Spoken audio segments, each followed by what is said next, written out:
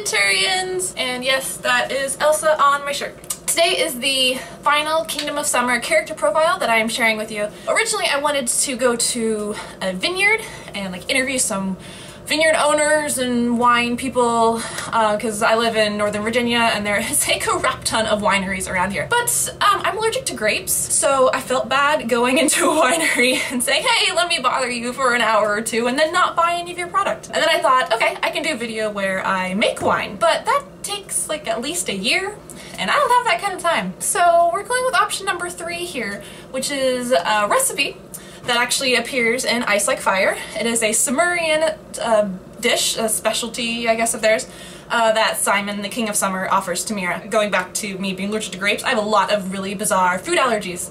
So this is a very, very neutered version of that. We're calling it the Sarah-friendly version of Summerian food because I want to be able to eat it. We are making a sweet potato stew. I will put the recipe below, my recipe along with the substitutions you can have to make it normal. So let's get started. So you want to get a nice size pot here. You put some oil in. I'm using vegetable oil because I'm allergic to olives, so can't have olive oil. My life is hardly worth living. And then you're going to take 1 small onion and chop it up. And while that's doing its thing, you are going to want to chop 1 rather large sweet potato, 4 plum tomatoes, and get all of your spices ready. Cumin, yellow mustard seed, whoop, there we go, yellow mustard seed, cloves, and cinnamon.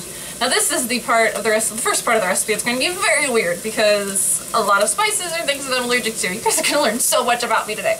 You're going to do about ½ teaspoon of each of those. And if you want to go for just making your house smell like the Kingdom of Summer, just stop there. It's going to smell like summer right now. That's it. Okay, and now you're going to add 6 cups of liquid. You can add, if you're fine, you can add 6 cups of chicken broth.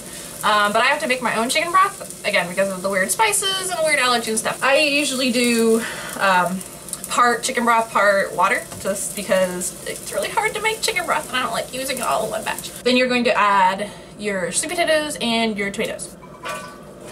Now you're going to let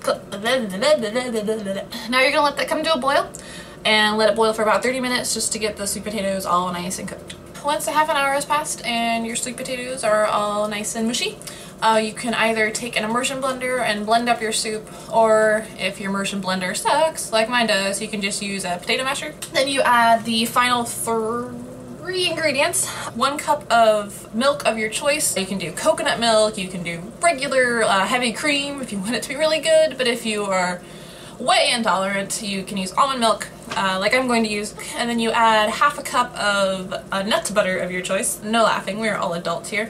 Usually I cannot talk today. Usually with sweet potato stew, it calls for peanut butter, but I'm allergic to peanuts, so I'm going to use almond butter. You can use peanut butter if you want to. And then you add a little bit of lemon juice, about a teaspoon to 2 teaspoons. It's going to be a very almondy dish. But there's nothing wrong with that.